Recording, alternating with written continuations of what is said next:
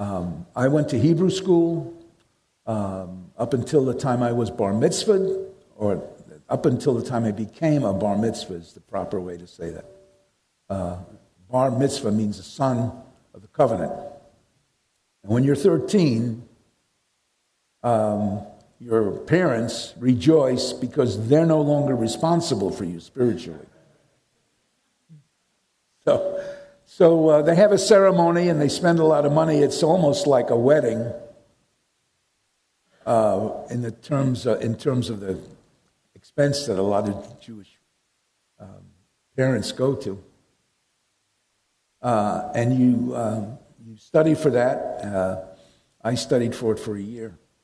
And when I was a bar mitzvah, there were so many of us in the community that I lived that every week they had 4 of us that were going through this ceremony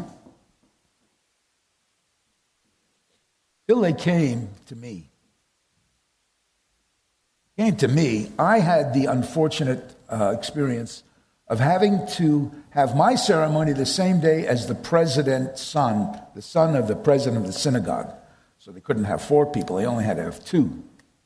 And so since they had 2, I had twice as much I had to learn, which was not a lot of fun. But I will tell you, I learned it, and 62 years later, I still remember most of it. But once I was bar mitzvahed, I figured, like a lot of people, well, I know it now. I got it. Okay, I don't need to go any further. Thank you very much.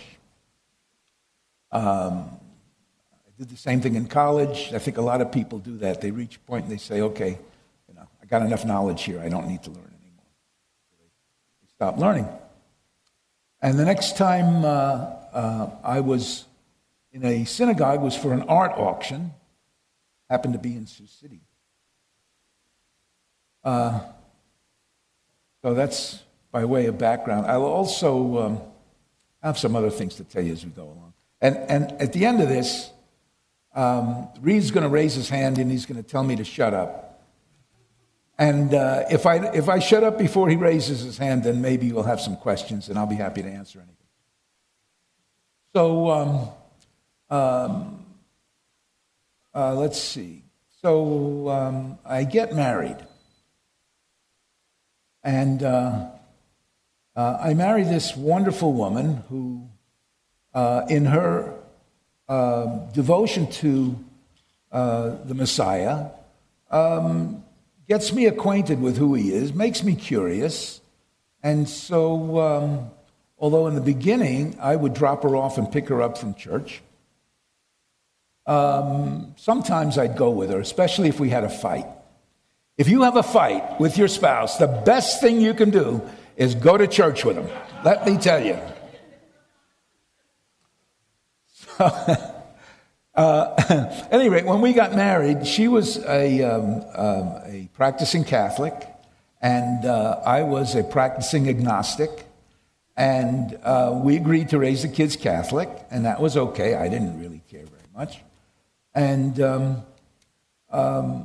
but I started to learn about this guy Jesus, and I really couldn't talk to anybody about him because I felt vulnerable. If I was going to talk to someone who was a Christian, I felt, well, I was going to be a notch on somebody's gun, and I wasn't interested in being vulnerable to someone who was going to take advantage of my vulnerability. So I didn't say anything to anyone that I thought might be able to really tell me something. And of course, I couldn't say anything to my Jewish friends because that was like a betrayal to them.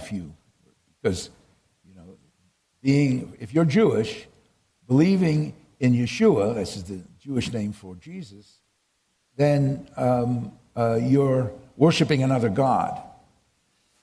So it's like, you don't do that. In the Old Testament, God is a very jealous God, and any other god is definitely out of the question, and that's the way a Jewish person has looked at it, except for us Messianic Jews. So I used to watch a lot of Robert Schuller, Crystal Cathedral, and whoever else happened to be on Sunday. And that went on for a number of years. But, I forgot to mention one thing. In the 70s, I was in California. Okay, I had somehow run into people in Northern California. I was in the music business at the time. I was putting on music shows in San Francisco in the late 70s. Was a lot of flower power, Jesus freaks running around. And I must have run into some of those people because I kept getting this newsletter from a group called Jews for Jesus. And it was good. It was very interesting. It was especially interesting when I got married because I said, well, here's some middle ground where we can maybe, do something together as a couple. By the way, I'm married 42 years now. Yeah. Those of you who have been married for any length of time, you are good witnesses. Keep it up. Okay. So, anyway, I kept getting this magazine.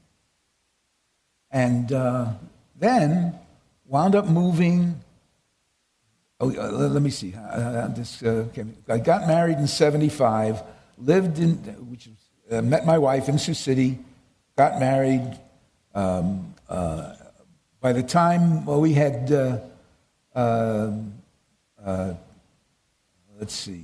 two kids. We have three now. By the time we had two, we were living back in Northern California. I was in the insurance business. And I kept getting this magazine. It kept following me. And I didn't really know too many people when I moved back to California. And I get this call from a guy, and he says, hi, my name's Stuart Dowerman, and I'm from Jews for Jesus. We keep sending you this magazine, and we just want to know, should we save the trees and not send it to you anymore, or do you want us to keep sending it to you? And I said, you can keep sending it to me, it's fine. And then he says, would you like to get together for a cup of coffee? And I said, sure, why not? I didn't really know anybody in town and so on. And so Stuart and I became friends. Stuart was a member of the Jews for Jesus organization. He was one of the leading members of a group called the Liberated Wailing Wall, which was their musical group. They played in this area when they were still around. He's written many songs that are part of the Messianic Jewish liturgy. And then I was doing my insurance thing, and he'd meet with me every once in a while, and he'd say, well, we just made this new record. Would you listen to it? What do you think of it? So I'd listen to it, and it sounded pretty good. Give me another little understanding about the Jewishness of Yeshua. And it was interesting. Good, Stuart. Good, very good. And one day while all this was going on, my business went down the tubes, which was a wake-up call and made me realize that I was not in control of my life. Someone else was. And I thought, maybe it's God. Didn't know, but I thought, maybe I should read the book. Maybe I find out something. So I started reading the book. And Stuart by then had become enough of a friend so that I felt I could talk to him about the book and what's in the book and about Jesus. And so we started talking and reading. He'd come over the house once a week, and my wife would make supper for him or just coffee, depending on when he'd come over. And we talked about the Roman road, and we talked about other stuff, and it sounded good. It was good. Oh, it was very good. And finally, one day he says, I'm kind of an intellectual guy. He says, I do most of my expression, is mental. He says, I need to introduce you to someone who speaks from the heart. So he introduces me to another Messianic Jewish guy who also, like me, like Stuart, was born and raised in New York. And so we get together, and he introduces me to Paul, and Paul says to me,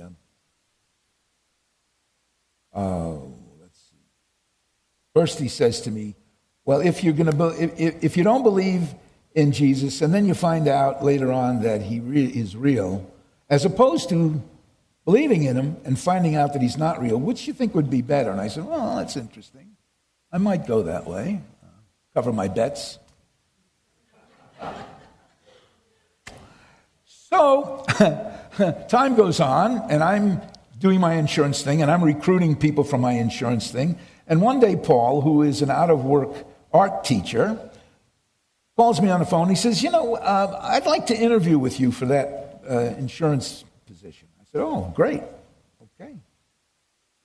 So he comes out to my office, and we sit down, and I give him my pitch about how wonderful the opportunity is. And he sits there and listens. And at the end, he says, I don't think this is for me, but would you like to step outside, take a walk with me, and talk about God? Well, I didn't have another appointment. Like Paul, we were having these interesting discussions. I said, okay. So we go outside, take a walk around the block, get back to the office. He says, how'd you like to get in my car and maybe say a prayer and let Jesus into your life? I said, well, that doesn't sound like a bad idea. Why not? So we get into his car, say a little prayer, come out of the car, walk into the office.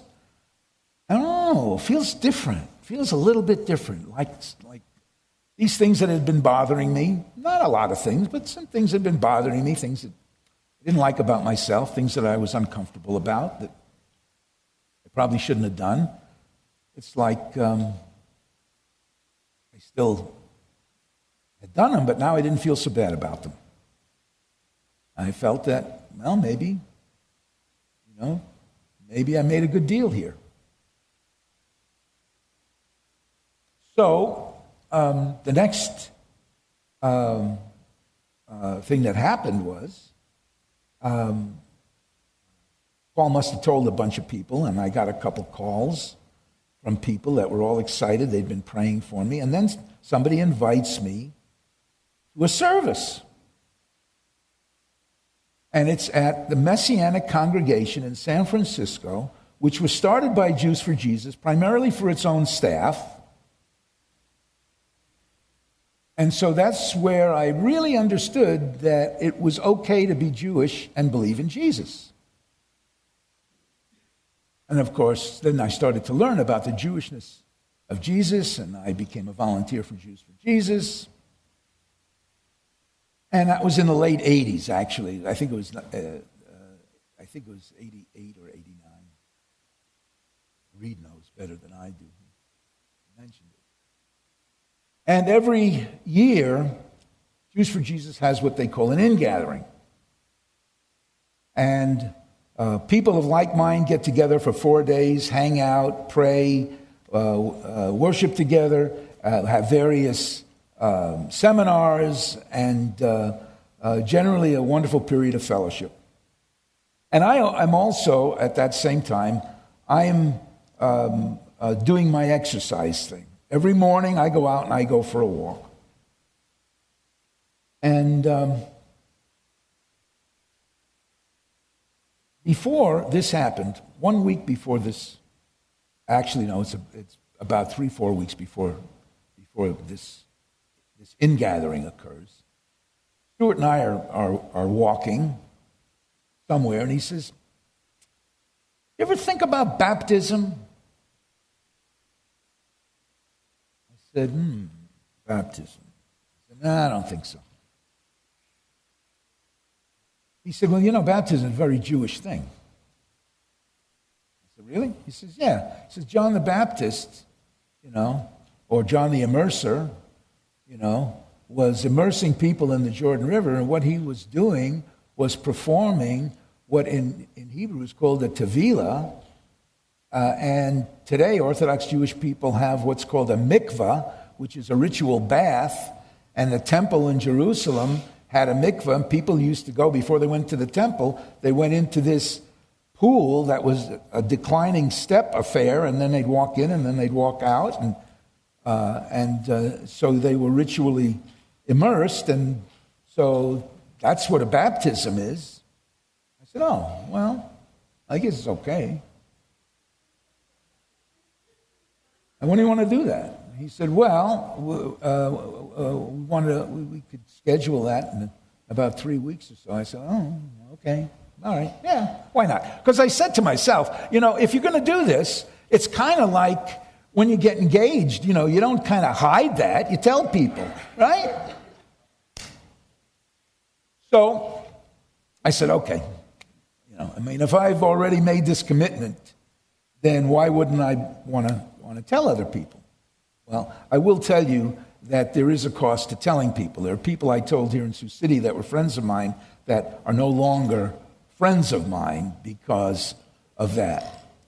So there is and I'm a lucky one, because there are some Jewish people who come to faith in Yeshua who wind up having their families hold a funeral service for them. So anyway, that wasn't me. Now we're back at this ingathering. And this ingathering, being I was on the West Coast at the time, and there's one in the East, there's one in the Midwest, there's one in California on the West Coast, and it was being held at this retreat called the Mount Hermon Retreat. Mount Hermon is not really a mountain, it's a large hill.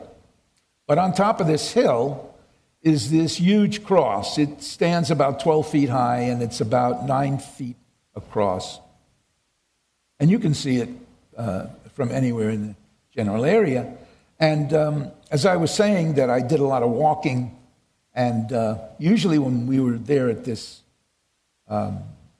retreat, somebody would go with me in the morning, and we'd talk about stuff we'd learned the day before. But the last morning we were there, nobody wanted to go with me. I was all by myself. And I happened to have a map. I was trying to figure out where to go. And you had the map because the retreat had public and private buildings, and you didn't want to walk into somebody's house. So you carried this map around with you so you know where to go. So I look on the map to try to figure out where I want to go, and I see this little sign that says, "This way to the cross."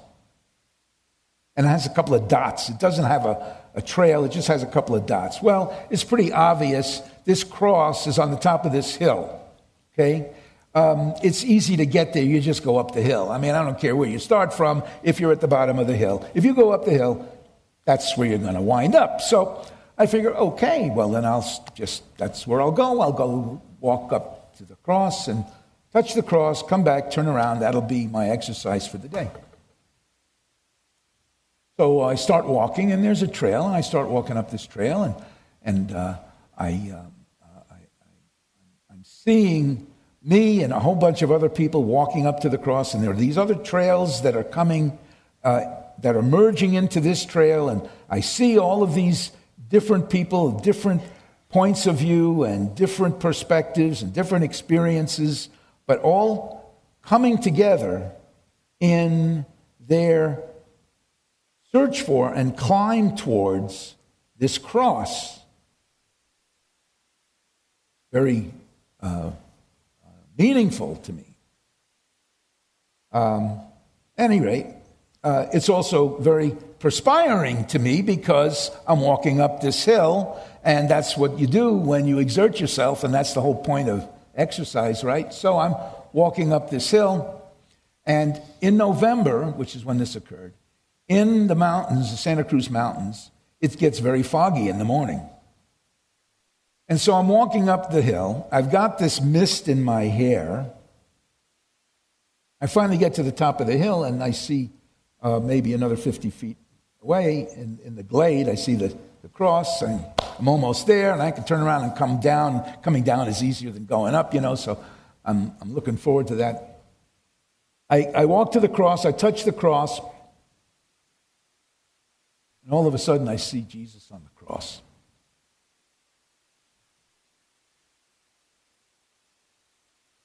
Now, if anybody else had been with me, I have no idea what they would have seen. It didn't really matter. But he was up there, and he was looking down at me, and he had this wreath on his head of thorns, and they were causing him to bleed. And he looked down on me in pain and love, and that's when I knew he died for me. I told this story to someone, and they said to me, it's like he was looking at you through time. And I believe that that's true, because I believe that our Father in heaven, to encourage his Son to go through what he required him to go through, encouraged him by helping him to see what the future was going to be like from what he did for everybody. At any rate, at that point, I broke down and I cried, I kneeled, I thanked him for what he did. And with the perspiration and the dew in my hair and the tears in my eyes, I said, this is really your baptism. Father, thank you. So then I got up, I looked up, he was not there anymore, I turned around, I came back down. And the next week, of course, we had the official ceremony, and everybody was happy to see me, and I was the fruit of their prayers, and it was great. And for me, it was like a walk in the park, because I had already been baptized the week before. So, at any rate, that's a nice way to get started. And it's always been a great source of strength for me, and a great blessing for me to be able to share that with people. And as a result of this whole thing, I felt very much indebted to Jews for Jesus. So I became a volunteer for Jews for Jesus. In my volunteer work for Jews for Jesus, I was the gopher for the missionaries that would come to town. I'd help them unload their boxes of materials. I'd sit there at the materials table at the end of the talk that they were giving and help them sell their books or whatever they were doing. I would put them up at my house if they needed a place to stay. I would show them around town, whatever I could do to help.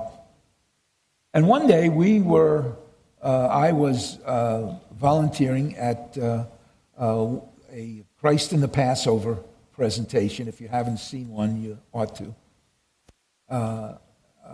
That explains how the Exodus experience, is a picture of Jesus' sacrifice. And at the end, the missionary does his talk, and he introduces me as being the local guy from Jews for Jesus. And I went to training with Jews for Jesus. Very interesting. And they said to me something that I'll never forget. If you ever go for any kind of training, you might get the same kind of training. And the person said to all of us that were in this training session, if you're ever asked a theological question, here's the one answer for every single question you get asked. And the answer is, I'm just a volunteer. It's a good answer for somebody who really was pretty new and didn't really know anything to speak of. But I was introduced as the local guy. And at the end of the session, someone comes up to me and he says, how would you like to start an outreach to the Jewish people? Well, I didn't know it until later, but this was the chairman of the board of elders of the Morningside Church of Christ. And he kind of got me, because all those years that I was kind of, looking at Robert Schuller and his colleagues, if I had had somebody who was Jewish, who knew Yeshua, it would have been a lot easier for me. I mean, I could have been maybe a lot further down the road. I would have had someone to talk to. And so how could I now say no to this guy who was giving me an opportunity to do that. Reed. Are you there, Reed? You better give me, that's all I have is 5 minutes? Oh, I got to make this quick. Okay. All right, so let me see, where am I at? Okay, so anyway, I say, okay, that's in 2001. We start this fellowship in 2001. We have somebody in the group that wants to be the pastor. I say, great, because not me. I'm not worthy. I know that. Not me. At any rate, he becomes the pastor. He stays for about 4 or 5 years. Then he leaves. Seems that he didn't take his medication one day, and that was the end of that, because he was bipolar and nobody knew until that time. Sad story. The group broke up. What was left, we met in my house. Finally, that group got so big that my own family said, we can't go to the bathroom when your group is here because there's always somebody in there. So we started looking for a place, and up until that time, we were at Morningside Church of Christ until we had this breakup. And when I came to Sioux City, the one thing I missed about California was my Messianic congregation. There was nothing here like that. And so I became a member of Glendale Baptist Church, which I still am a member of.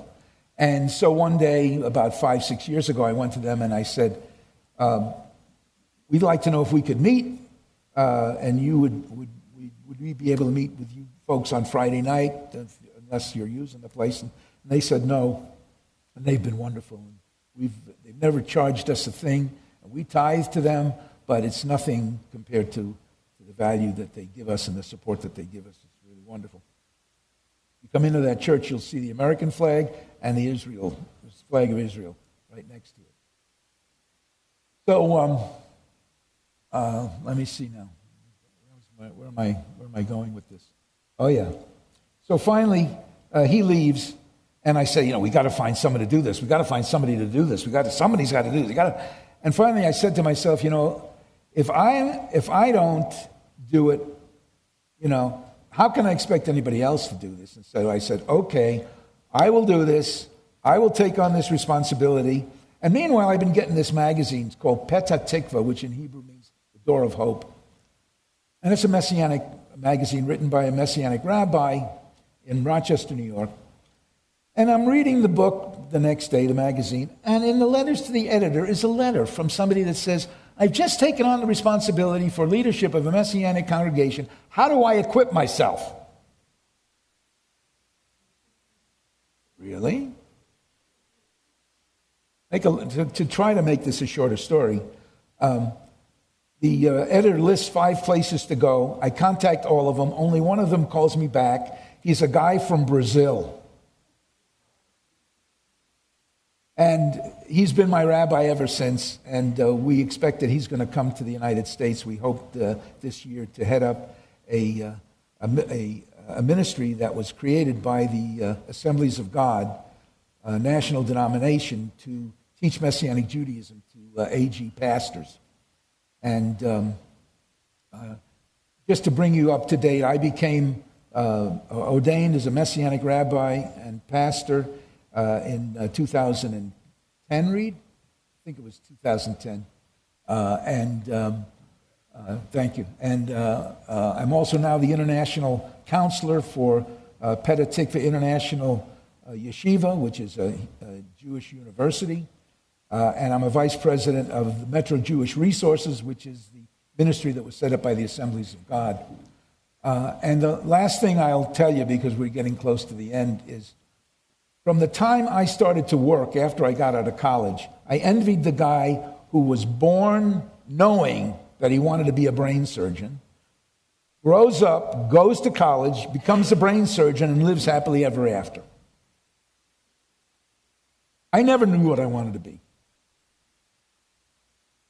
But through everything I was doing, when I came to become the Messianic rabbi of this fellowship called Siouxland International Messianic Fellowship, I knew that God had been preparing me my whole life to do this. So I guess if we have another minute or two, anybody has any questions, they can ask them. But I'm glad to be here. I appreciate very much the opportunity to share this with you.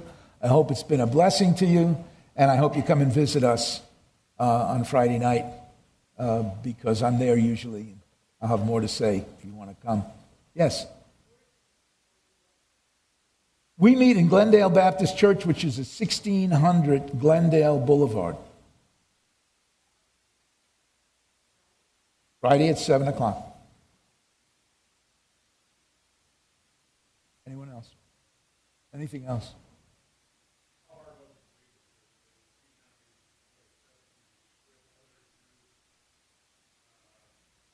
Well, it's a good question. A real good question. My folks came to visit us one day, and my dad says, "Are you trying to convert us?" Because when I first told them, my folks said, "Well, that's fine, just don't try to convert us." And Jewish people have a lot of history that says, if you're a Christian, you're going to try to convert me, you're going to try to make me eat pork, you're going to try to make me worship on Sunday, you're going to try to make me not be Jewish and be Christian instead. And there's a lot of reason why people would say that, and it's almost part of the Jewish culture. I could spend an hour on why Jewish people feel that way, and legitimately so, but that's not the point. The point is that we weren't trying to convert my folks at all. Just so happens we have a lot of literature around the house that happens to have Jesus' name on it, you know. But it prompted a conversation, which was very interesting, because one of the things my dad did say to me was, if Jesus is the Messiah and he's supposed to bring peace, he came. What happened to peace? So it just gives you more of an insight into Jewish thinking. That was kind of the way it was with my folks. When I called my best friend from California because I was excited about it and wanted to share it with him, he wasn't too excited about it. I lost my best friend at that time. But that was 1980, 89, 88. And I have to say now that just about every week I meet with Frank Barron, who's the spiritual leader of the Orthodox community. I meet periodically with Rabbi Green as well. And my goal with these men is to explain to them that Messianic Judaism is not some foreign religion. It is Judaism that is completed. And the more I visit with Frank Barron, the more he understands and appreciates. We have a real good relationship. He's a real good man. Yes, sir.